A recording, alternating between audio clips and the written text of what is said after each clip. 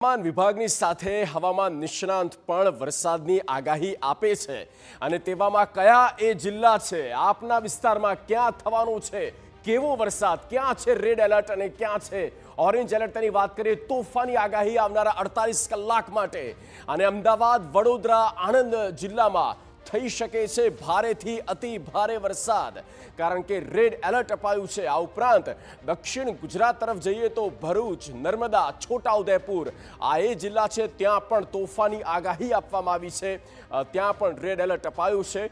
સાથે સુરત, તાપી અને ડાંગ જિલ્લામાં પણ થઈ શકે છે ભારેથી અતિ ભારે વરસાદ, એટલે કે 7 ઇંચથી પણ વધારે વરસાદ થાય તો એ નવાઈ નહીં, કારણ કે રેડ એલર્ટ છે। નવસારી અને વલસાડમાં પણ છે, કોઈ એક જગ્યા પર વાદળ ફાટી શકે, મેઘ ગર્જના જોરદાર થઈ શકે, આ પ્રકારની આગાહી આપવામાં આવી છે।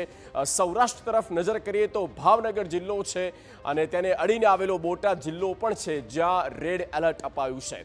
દક્ષિણ સૌરાષ્ટ્રની આ વાત કરીએ, દક્ષિણ સૌરાષ્ટ્રમાં ઘણા જિલ્લા છે જે હજી પણ સારા વરસાદની રાહમાં છે કે મેઘ મલ્હાર થાય અને તે પ્રકારની પણ અત્યારે એક શક્યતાઓ જે છે તે દેખાઈ રહી છે ભાવનગર અને બોટાદમાં। 1 તારીખની વાત કરીએ, 1 ઓગસ્ટે રેડ એલર્ટ ક્યાં છે? સતત અમદાવાદ અને સાથે જ આણંદમાં, એટલે કે અમદાવાદવાસીઓ આવનારા 48 કલાક છે માથે ભારે।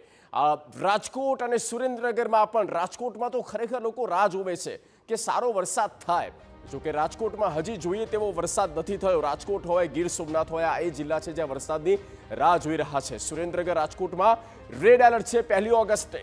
આ ઉપરાંત કયા જિલ્લા છે તેની પર નજર કરી લઈએ તો આ 2 જિલ્લા સૌરાષ્ટ્રની વાત કરી, રાજકોટ અને સુરેન્દ્રનગર, ત્યાં થઈ શકે છે ભારેથી અતિ ભારે વરસાદ।